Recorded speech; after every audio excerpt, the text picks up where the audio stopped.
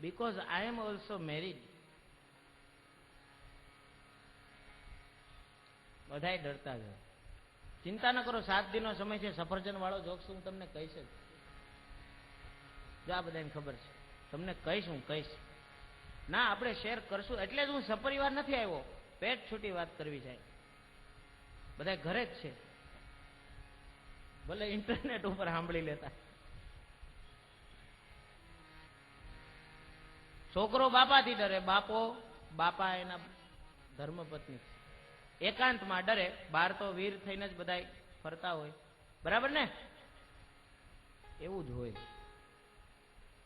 એટલે ઠાકોરજી કહે છે, રાધાજી આપ કહેતા હો તો, એટલે માત્ર કૃષ્ણને નહીં, શ્રી કૃષ્ણાય વયમ નુમઃ, એવા શ્રી કૃષ્ણને હું પ્રણામ કરું છું. શ્રી કૃષ્ણના ચરણોમાં વારંવાર પ્રણામ કર્યા. સુંદર મજાના મંગલાચરણના શ્લોક દ્વારા ભગવાનના ચરણોમાં વંદન કર્યા છે. આવો સમય થવા જઈ રહ્યો છે. 5 મિનિટ ભગવાનના નામનું સંકીર્તન કરી અને આ સત્રને અહીંયા આપણે વિરામ આપીએ. દરરોજ આવી રીતે પ્રેમપૂર્વક આનંદ કરતા કરતા, કથા એટલે કાંઈ મોઢું હોગ્યું કરીને સાંભળવાની વસ્તુ નથી. ના, આમાં કોઈએ કોઈની પાસે ઉધાર નથી લીધા. અને આમાં બધાને સારું જ કરવાનું છે. જે પોતાના પિતૃઓ માટે થઈને પણ અહીંયા બેઠા છે ને, એને હસવાનું જ છે હવે. કેમ કે એ બધા તો તરી ગયા.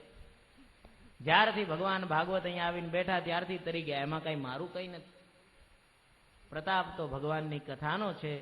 પ્રતાપ તો આ બધા પાઠક બ્રાહ્મણો છે જે પાઠ કરવાના છે ને એનો છે. એટલે એનાથી જ તરવાના છે. એટલે હસવા માટે છે. હસતા હસતા જ્ઞાનની ગમ્મત, જ્ઞાનની સાથે ગમ્મત કરતા કરતા આ જ્ઞાનની વાતોને જીવનમાં ઉતારવા જેવી છે. સાંભળીને હસવું આવે છે, આનંદ આવે છે, કથા સાંભળવાની મજા આવે છે. પણ બાપજી જેમ કહેતા ને એમ મનોરંજનની સાથે સાથે મનોમંથન પણ થાય છે. ઘણી વસ્તુ સમજવી પડે છે અને કાન પકડવા પડે છે. સાચી વાત છે. બસ આવી જ વાતોને ભાગવત ભગવાનની કથાના આધારે યાદ કરતા કરતા આપણે દરરોજ એક સત્રની કથા છે. 3 સવા 3 વચ્ચે આ કથા શરૂ થશે બપોરે, અને સાંજે 7 વાગ્યા સુધી આ ક્રમ કથાનો ચાલવાનો છે. અને 7 દિવસ સુધી આપણે સૌ બેસીને ભાગવત ભગવાનની આ કથાનું શ્રવણ કરીશું. ઉત્સવ અને બધો ટાઈમ કંકોત્રીમાં લખ્યો છે, પણ મેં તો ટ્રસ્ટી જનરલની યજમાન પરિવારના ચરણોમાં પ્રાર્થના કરી કે હું નક્કી કરીને ક્યારેય કથા કરતો નથી કે આજે અહીં સુધી પહોંચશું, એવું કંઈ નક્કી હોતું નથી. ભાગવત ભગવાન જ્યાં પહોંચાડે ત્યાં. પણ ઠાકોરજીના પ્રાગટ્યની જે કથાઓ છે એ બધી લીલાઓ તો એના સમયે જ આવશે. શરૂઆતના 3 દિવસો છે એ ભાગવતના મર્મ સમજવાના છે. પહેલો ને બીજો ને ત્રીજો પાયો મજબૂત હશે ને તો મકાન પડશે નહીં.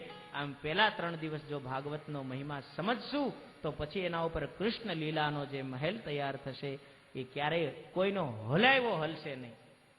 અને એની અંદર ગોવિંદ કૃષ્ણ એકદમ સ્થિર થઈ અને ભગવાન એવા બેસશે કે પછી એ તમારા હૃદયરૂપી મહેલમાં પાપને, દોષને, અહમતાને, ખોટા કાર્યોને, ખોટી નીતિને, ખોટા વિચારોને પ્રવેશ નહીં મળે. જેમ પોલીસ સ્ટેશનને જોઈને ચોર ભાગે ને એમ હૃદયમાં બેઠેલા પરમાત્માને જોઈને પાપ, દુર્વૃત્તિ, દોષ, દુઃખ, પીડા, ઈર્ષા, મદ, મત્સર, કામ, ક્રોધ, લોભ આ બધું ભાગે છે. ભાગવત ભગવાનના શબ્દોમાં ભગવાનને બોલાવવાની શક્તિ છે. આપણે બધાએ ભાગવત ભગવાનને પ્રાર્થના કરીશું કે તમે અમને એવી પ્રેરણા કરજો કે આપની કૃપાથી ભગવાન અમારા હૃદયમાં બિરાજે અને સાક્ષાત પરમાત્મા એવા બિરાજે કે પછી પરમેનન્ટ એ આપણા હૃદયમાં જ નિવાસ કરે. આવો આ ભાવના સાથે 2 મિનિટ હરિનામ સંકીર્તન કરીએ, પછી ભાગવત ભગવાનની આરતી ઉતારશું, ભાગવત ભગવાનને ભોગ લગાડશું. આ બધો ક્રમ થશે અને ત્યારબાદ આપણે અહીંયાથી છૂટા પડીશું. આવો 2 મિનિટ પ્રેમથી હરિનામ સંકીર્તન કરીએ. કૃષ્ણ ગોવિંદ ગોવિંદ ગોપાલ નંદલાલ, રાધે ગોવિંદ ગોવિંદ ગોપાલ નંદલાલ, કૃષ્ણ ગોવિંદ ગોવિંદ હરિ બોલ, ગોપાલ નંદલાલ, રાધે ગોવિંદ